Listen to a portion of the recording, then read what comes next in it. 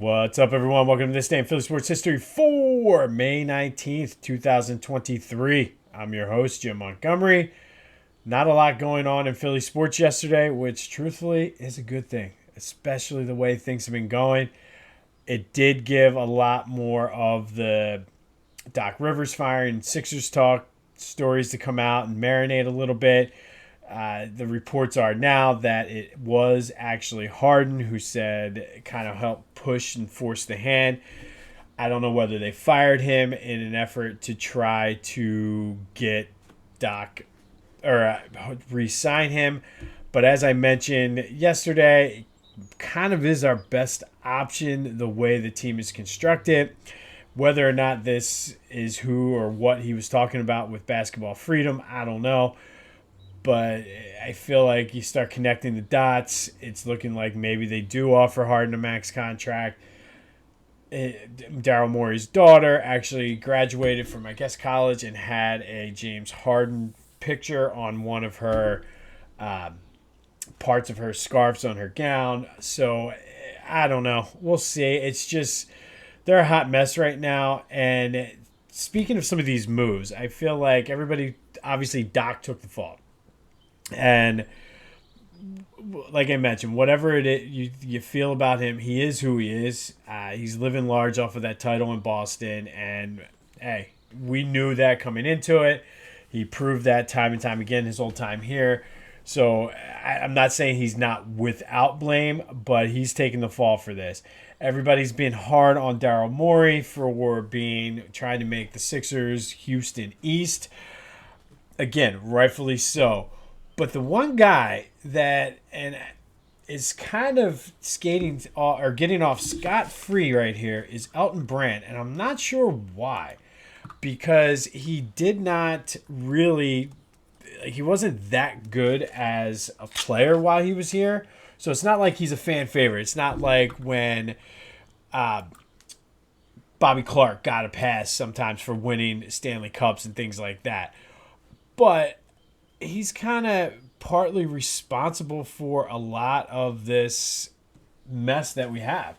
I mean, he's the one that kept Brett Brown instead of and Ben Simmons and Brett Brown were a package deal instead of keeping Jimmy Butler. And again, we're seeing what that is as far as what's happening here. He was the one that gave Tobias all that money. He's the one that had decided to sign Al Horford to that ridiculous contract, and Al Horford just shit the bed. He's partly responsible for the lack of bench depth and the guys that they have. So why is he getting off without any sort of shrapnel or shots or anything being fired at him? When he actually, I'm pretty sure, I'd have to look it up, and I will confirm this tomorrow for you guys, but I'm pretty sure that he came on prior to Daryl Morey.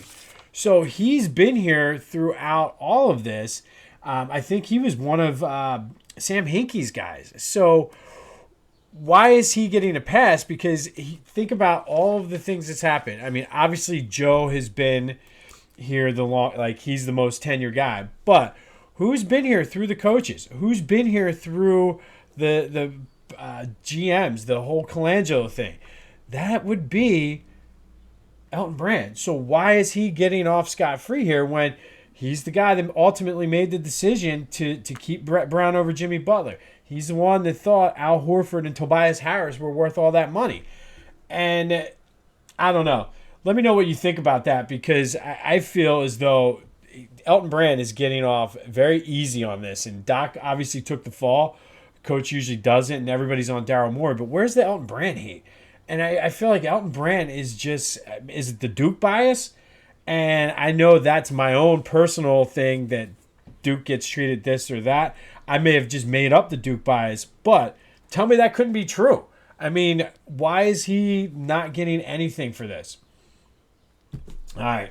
Speaking of front office people making idiotic statements, Dave Dombrowski of the Phillies made a comment yesterday. They were interviewing him. He said, I thought we'd be playing better right now. No shit. We all did. I mean, that is like the most obvious thing. Give us something. I mean, I know what's he supposed to say, rip specific players, but it's the most idiotic comment I've ever heard. Yeah, we know. We thought they'd be playing better too. Come on, Dave, be better. They are back home this weekend against the Cubs for weekend series. We'll be going down tomorrow with the kids. Should be fun. Probably won't watch much of the game. Probably will be over playing wiffle ball in Ashburn Alley, but there's good beer stations over there, so we got that going for us, which is nice. But one thing, we've been talking a lot about PhillyGoat.com recently and a lot about their T-shirts and things like that. One thing they do have is a good hat selection, too. And I was looking through, I'm more of an old school sort of stretch fit guy. Part of that's because of how big my head is, but I know the snapbacks are coming back, but they have a ton of snapbacks. They have a ton of flex hats, trucker hats, a lot of the same designs that they have on their T-shirts, they have for their hats. Be sure to check them out. Like, I was just like, I might just take my paycheck and spend it all there because I'm like, oh, I want this, I want that. But PhillyGoat.com, check out their hats as well as their apparel selection. Use the promo code Jim Montgomery for 10% off your order. Why not? I mean, it's a shitty time right now in Philly sports. Go shop and just show your pride. Jim Montgomery for promo code Jim Montgomery for 10% off your order at PhillyGoat.com. But some of the hats are definitely pretty sweet. I know it's not wintertime, but they have knit hats too. All right, today we're going to go back to 1974. And on this date, May 19th, 1974, the Flyers beat the Bruins 1-0 in Game 6 of the Stanley Cup Final down at the Spectrum to claim their first Stanley Cup in team history. They were Rick McLeish hit a power play goal in the first period, and that was all the Bullies needed. They just pounded the Bruins the rest of the way. Bernie Parent was standing on his head doing backflips. He was just phenomenal that whole playoffs. He won the Conn Smythe for the MVP of the playoffs that year because of how well he played. They became the first expansion team to win the Stanley Cup. They were the first post-1967 expansion team to beat an original 6 team in a playoff series. That playoff series, they happened to beat 2. They beat the Rangers in the conference semis and then beat the Bruins in the Stanley Cup Final.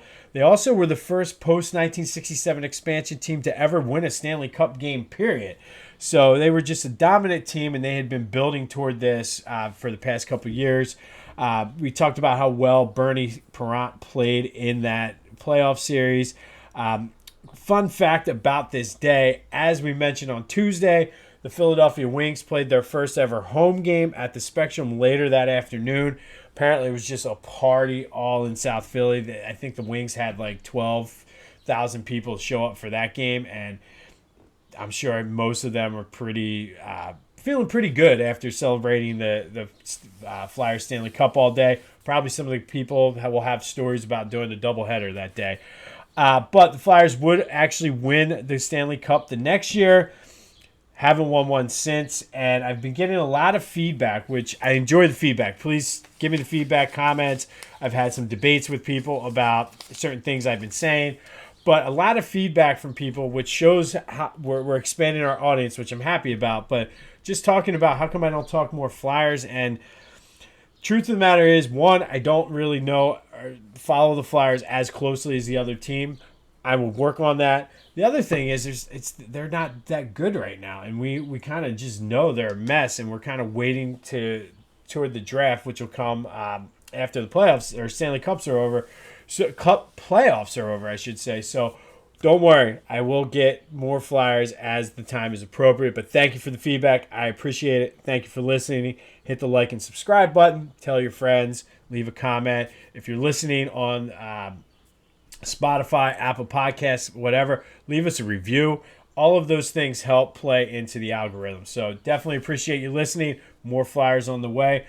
But speaking of Flyers, on this day back in 1974, they won their first ever Stanley Cup when they beat the Bruins 1-0 in Game 6 down at the Spectrum. All right, Sixers playoff spotlight for today. We're going to go back to 1990 and 2000. This was a pivotal year for that Sixers team. They went 49-33, third in the Atlantic Division, fifth in the Eastern Conference. It was their second straight year going into the playoffs. They began to grow as a team. AI became the leader. He made his first All-Star game. He averaged 28.4 points per game. Tyrone Hill threw in 9.2 rebounds. Eric Snow, 7.6 assists. In the playoffs, they beat the Hornets in the first round, 3-1. Played the Pacers then for the second straight year in the conference semifinals. They were actually able to steal 2 games from them this year. Remember, they got swept the year before.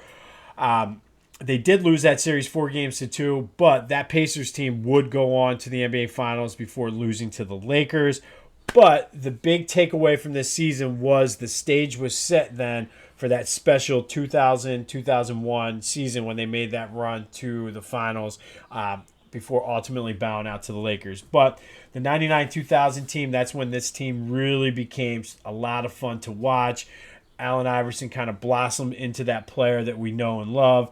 And like I said, they just rode that momentum then into the next year and just they basically dominated the East. I know in the playoffs it was definitely they had some battles, but once they got rolling, they were a good team. But it all started. I feel like this was that year when things really started to gel for that team. All right. Again, happy anniversary to Flyers fans out there for your first Stanley Cup back in 1974. Be sure to go to phillygoat.com, check out their hat selection as well as any other t-shirts and apparels you might want. Apparels. I don't think it's not shouldn't be a plural. T-shirts and apparel that you might want to check out. But use the promo code Jim Montgomery for 10% off your order. Let me know what you think about Elton Brand. Is he not getting enough of the blame? Should he not? Is he just a puppet for Morey? Let me know. But I mean, I just gave you the list of things that he was responsible for, and I think he's getting off scot-free on this. Hopefully the Phillies bounce back this weekend. I don't want to go down there and see a loss, especially if I'm going to be playing wiffle ball the entire time. Or, worse yet, not even playing wiffle ball, watching wiffle ball. So hopefully they can take 2 out of 3 from the Cubs this weekend. This has been This Day in Philly Sports History. I'm Jim Montgomery. Go have yourselves a Friday, and until next time, I'll see you when I see you.